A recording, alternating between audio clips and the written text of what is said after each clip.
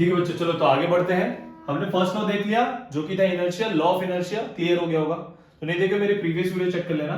अब हम चलते हैं सेकंड लॉ की तरफ। तो सेकंड लॉ होता है law of momentum. Second law जो है हमारा जो सेकंड लॉ है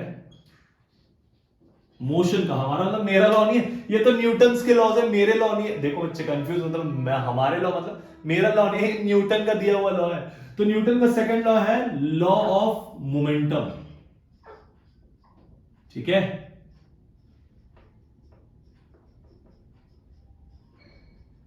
लॉ ऑफ मोमेंटम। अब लॉ ऑफ मोमेंटम के लिए सबसे पहले पता होना जरूरी है मोमेंटम क्या है। ठीक है, मोमेंटम क्या है। मोमेंटम को सबसे पहले तो ये देख लो, मोमेंटम को डिनोट करते हैं मोमेंटम को डिनोट किया जाता है पी से, पहली बात। अब मोमेंटम है क्या, तो समझते हैं ये एक ऑब्जेक्ट है। ठीक है, मान लो ये बॉल है, इस बॉल का कुछ ना कुछ मास होगा, कुछ ना कुछ मास होगा ना, मासलेस बॉल तो हो नहीं सकता। अब किसी इंसान ने इस बॉल को बहुत जोर से फेंका। क्या किया, फेंका।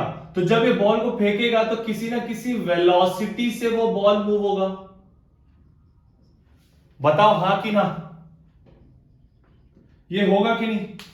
अगर बॉल का मास है और इस बॉल पे बाहर से कोई फोर्स लगे तो क्या होगा, ये किसी वेलोसिटी से मूव होगा, किसी ना किसी भी वेलोसिटी से मूव होगा कि नहीं होगा, होगा ना, पक्का। अब देखो, तो मोमेंटम क्या होता है, जब किसी के पास मास होता है और वो मास पे जब एक्सटर्नली फोर्स लगता है तो किसी न किसी वेलोसिटी से मूव हो रहा होता है, तो product of this mass and velocity will give you momentum. तो क्या हुआ, मोमेंटम P इक्वल टू जिसके पास मास था और वो जिस वेलोसिटी से मूव किया वो बताएगा मोमेंटम। बात क्लियर है, मोमेंटम क्या रहा, मोमेंटम क्या होता है, momentum is product of mass and velocity is momentum. इस ऑब्जेक्ट के पास मास था, इस ऑब्जेक्ट पे जब एक्सटर्नल फोर्स लगा, क्या लगा भाई, एक्सटर्नल फोर्स लगा। एक्सटर्नल फोर्स लगने पर ये बॉल मूव करेगा, मूव करेगा तो किसी न किसी वेलोसिटी से। भाई बिना वेलोसिटी कोई कैसे मूव कर सकता है, किसी न किसी वेलोसिटी से मूव करेगा ना। तो जिस वेलोसिटी से मूव किया, तो जब हम इन दोनों का प्रोडक्ट कर देते हैं, जब हम ये मास और वेलोसिटी का प्रोडक्ट करते हैं तो जो हमको मिलता है वो होता है मोमेंटम। इतनी बातें क्लियर है, पक्का। अब भाई मोमेंटम हो गया P, मास हो गया M, वेलोसिटी दो तरह का होता है, याद करो जब हमने फर्स्ट यूनिट में पढ़ा था। कैसी कैसी वेलोसिटी, दो वेलोसिटी होती है, एक होती है इनिशियल और एक होती है फाइनल। तो जब मैं मास के साथ मल्टीप्लाई कर रहा हूं u का, तो ये हो जाएगा PI, जिसको कहेंगे हम क्या, इनिशियल मोमेंटम। याद रखना, INITIAL, इनिशियल मोमेंटम। याद रहेगा बच्चों। भाई मास तो मास है, इनिशियल मास फाइनल मास ऐसा कुछ होता ही नहीं है, मास तो मास है। अगर वेलोसिटी देखो, इसमें चेंज होने वाली चीज क्या है, वेलोसिटी ना। अगर वेलोसिटी इनिशियल लग गई तो मोमेंटम जो होगी वो PI हो जाएगी, मतलब इनिशियल मोमेंटम। सिमिलरली अगर मोमेंटम में जो वेलोसिटी है वो u की जगह v आ गई, तो v कौन सी वेलोसिटी होती है बताना जरा। तो अगर वेलोसिटी फाइनल हो जाएगी तो मोमेंटम भी कैसा होगा, बताओ। बहुत इजी सा चीज है यार, इसमें कुछ समझने का है ही नहीं।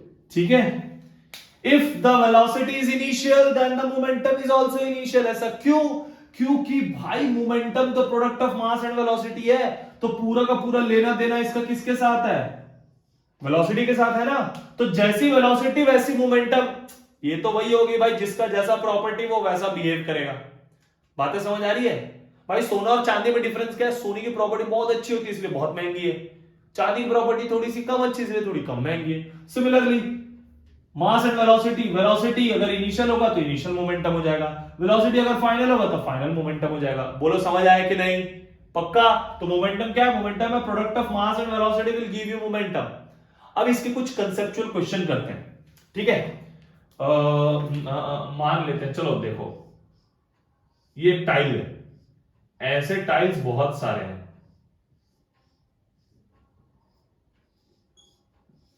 नहीं पता भाई मेरे मार्कर को क्या हो गया है।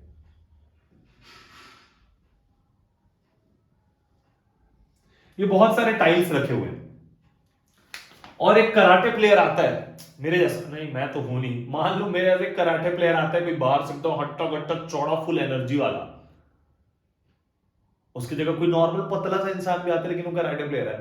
जब एक कराटे प्लेयर को ये ब्रेक पाइल ऑफ टाइल्स मिलता है और कराटे प्लेयर अपना एक ऐसे रजनीकांत स्टाइल में फुल फ्लैज में मारता है और ये पूरे का पूरे टाइल्स ब्रेक हो जाते हैं, क्यों, रीजन क्या है उसके पीछे?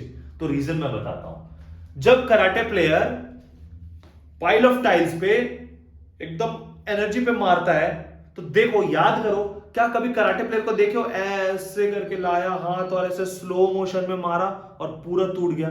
ऐसा होता है क्या? मैं भी अभी स्लो मोशन में आ गया हूं, ऐसा नहीं होता ना। तो ये है पाइल ऑफ टाइल्स मान लो, और अगर मैं कराटे प्लेयर हूं तो मैं ऐसे करके ऐसे मारूंगा, टूट जाएगा क्या? नहीं। अगर मैं ऐसे मारा, क्या हो रहा है? दोनों में डिफरेंस देखो, पहले हाथ एकदम स्लो आया, मतलब मैं जो भी फोर्स लगा रहा हूं उसमें बहुत ज्यादा टाइम है, तो जब फोर्स में टाइम बहुत ज्यादा हो रहा है तो बहुत ज्यादा अमाउंट ऑफ एनर्जी चाहिए इसको ब्रेक करने के लिए, लेकिन मैंने तुरंत मारा, मतलब बहुत कम टाइम में। जब मैं टाइम कम ले रहा हूं, टाइम कम लेने पे क्या हुआ, जितना मेरा एनर्जी था वो कम टाइम में एक पॉइंट पे पड़ा, और एक टाइम में, क्योंकि देखो टाइम कम तो वेलोसिटी बहुत ज्यादा हो रहा है ना, मैं फुल स्पीड में मार रहा हूं। अब देखो एक चीज यहां पे, अगर मेरी वेलोसिटी ज्यादा होगी तो क्या मोमेंटम ज्यादा होगा? देखो मोमेंटम और वेलोसिटी का रिलेशन डायरेक्टली प्रोपोर्शनल है। The more will be the velocity the more will be the momentum. बातें समझ आ रही है इतना? पक्का? तो जब वेलोसिटी बहुत ज्यादा हुआ तो मोमेंटम बहुत ज्यादा होगा, मोमेंटम बहुत ज्यादा होगा तो फोर्स बहुत ज्यादा होगा, कम टाइम में बहुत huge amount of force create करने की वजह से ये पाइल ऑफ टाइल्स ब्रेक हो जाता है बीच से। ठीक है, समझ आई बात? अब ऐसा क्यों कह रहा हूं? क्योंकि ये जो मोमेंटम है वो तो फोर्स के बराबर है, मतलब फोर्स के डिपेंड कर रहा है ना, बराबर नहीं, मतलब फोर्स पे डिपेंड कर। अब देखो ये था ना, जब एक्सटर्नली फोर्स लगा किसी मास पे किसी वेलोसिटी से, तो वो बताया मोमेंटम क्या है।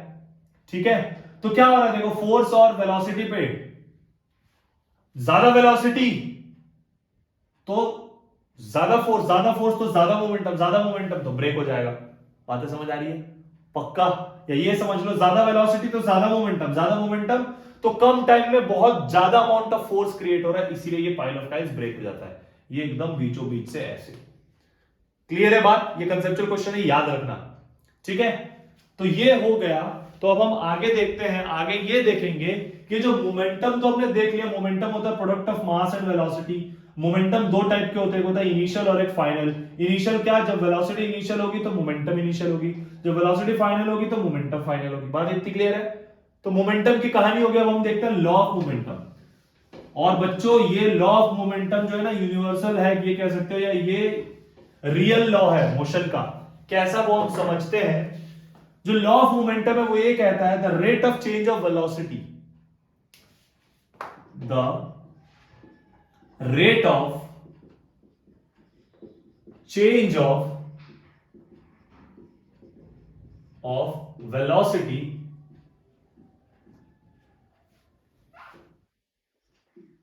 of a body is directly proportional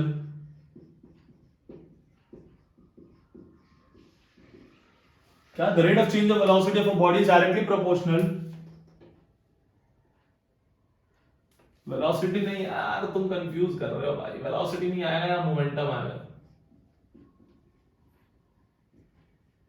ठीक है, the rate of change of momentum of a body is directly proportional to the force applied on it। ये तो वही चीज हो गया ना जो हमने अभी बोला।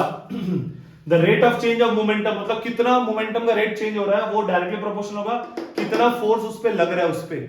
यही था ना भाई, इसको ब्रेक करने के लिए क्या था, कितना मोमेंटम में चेंज हुआ, उससे पता चल रहा है ना कितना फोर्स लगा इस पूरे को ब्रेक करने में। ठीक है, समझते हैं। देखो ध्यान से देखना, ये एक छोटा सा डेरिवेशन है और इंपॉर्टेंट सा भी चीज है, ध्यान से समझना। वो ये कह रहा है the rate of change of momentum is directly proportional to force. तो देखो फोर्स को F से लिखते हैं, directly proportional change of momentum, पहले तो लिख लेता हूं मैं CHANGE, change of momentum upon क्या है भाई, रेट। अब देखना जिस डेफिनेशन में ये रेट वर्ड यूज होता है ना, वहां पे डिनोमिनेटर में आता है टाइम, याद रखना डिनोमिनेटर में आता है टाइम। क्लियर है? ठीक है, आगे देखते हैं। अब देखो फोर्स है, फोर्स को F, directly change of momentum. भाई मोमेंटम का चेंज कैसे करोगे? पहले कितना था, बाद में कितना हुआ, दोनों को माइनस करूंगा तो चेंज हो जाएगा। तो बाद वाली चीजों को हम कहते हैं क्या, फाइनल। तो PF मतलब final momentum minus initial momentum PI, बात समझ आ रही है, अपॉन टाइम का T। इतना क्लियर हुआ क्या? बोला हाँ या ना? क्लियर है? आगे देखते हैं। PF माइनस PI, ये PF क्या है? Final momentum. तो मोमेंटम का फॉर्मूला याद करो, मैंने बताया था क्या होता है, product of mass and velocity. अगर मोमेंटम फाइनल है तो फॉर्मूला क्या होगा? क्या फॉर्मूला mv होगा? अरे क्या बात, समझ गए। माइनस PI क्या होगा? ओहो क्या बात है, एकदम सही, U। अरे क्या बात, अपॉन टाइम का T था। इतनी बातें क्लियर है? आगे बढ़े, ठीक है। F directly proportional. अब देखो इसमें भी M है, इसमें भी M है, क्या मैं M को कॉमन निकाल सकता हूं? तो निकाल लो ना, किसका इंतजार है। बचा क्या, V माइनस U, और नीचे जो था टाइम का T। अब थोड़ा सा जरा रिकैप करो, पीछे जाओ, और फर्स्ट इक्वेशन ऑफ मोशन या समझ लो एक्सेलरेशन क्या था। एक्सेलरेशन को A से डिनोट करते थे। फॉर्मूला क्या एक्सेलरेशन का, याद करके बताना जरा। क्या एक्सेलरेशन है? Rate of change of velocity, यही होता था ना डेफिनेशन एक्सेलरेशन का। तो रेट ऑफ चेंज क्या हो गया, final velocity minus initial velocity upon time. Acceleration आ गया। क्या मैं यहां से v minus u by t की वैल्यू a लिख सकता हूं? बताओ, लिख सकता हूं ना? तो लिख लो ना, किसका इंतजार है, लिख लो। आ गया ना, v minus u by t की जगह a। तो अब मैं क्या कर रहा हूं, प्रोपोर्शनैलिटी का साइन हटा रहा हूं, तो एक कांस्टेंट ऐड होता है। Let the constant is k here, और उसके साथ क्या था भाई, हमारा मास और हमारा एक्सेलरेशन। ठीक है,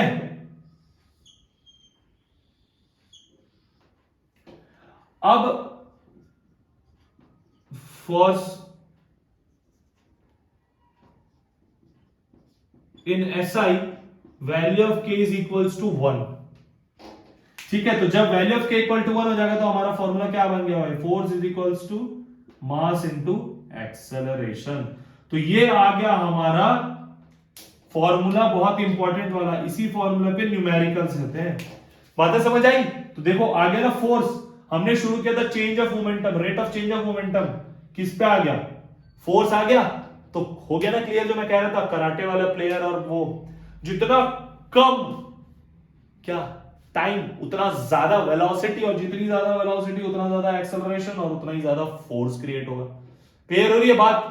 इससे एक और चीज समझ आ रही है, वो ये है, इस फॉर्मूला से मैं ये लिख सकता हूं, A equal to F upon M। मतलब जो फोर्स है वो डायरेक्टली प्रोपोर्शनल है एक्सेलरेशन के, और जो एक्सेलरेशन है वो इनवर्सली प्रोपोर्शनल है मास के। अगर मास ज्यादा एक्सेलरेशन कम भाई, और फोर्स ज्यादा एक्सेलरेशन ज्यादा, एक्सेलरेशन ज्यादा तो फोर्स ज्यादा, समझो। मास ज्यादा एक्सेलरेशन कम, इससे एक तात्पर्य समझते हैं, इतना बड़ा एक पत्थर है, बहुत भारी है ना, उस भारी से पत्थर को मूव करने के लिए बहुत ज्यादा अमाउंट ऑफ फोर्स लगाना पड़ेगा ना, और ज्यादा फोर्स लगा मतलब ज्यादा एक्सेलरेशन भी लग रहा है। तो समझ आ रही है बात? तो this is all about the second law, law of momentum. यही कहता है the rate of change of momentum of a body is directly proportional to force. Force change of momentum by time, change of momentum मतलब final momentum minus initial momentum upon time. Final momentum मतलब mass into final velocity, initial मतलब mass into initial velocity upon time. m दोनों में से common निकाल लिए, v minus u by T. अब हमको पता है इस फॉर्मूला से, एरो दे देता हूं ताकि याद रहे, हमको पता है acceleration equals to v minus u by t होता है। तो हमने क्या किया, v minus u by t की जगह डाल दिया a, फिर प्रोपोर्शनैलिटी का साइन हटाया तो एक कांस्टेंट ऐड हुआ। SI यूनिट के लिए हम ले लेते हैं k को 1, तो k 1 ले लिए, तो फाइनली हमारा फॉर्मूला क्या आ गया, F equal to ma। Done, यही है हमारा second law of motion. Clear है बच्चों? मिलते हैं नेक्स्ट टॉपिक में। Thank you.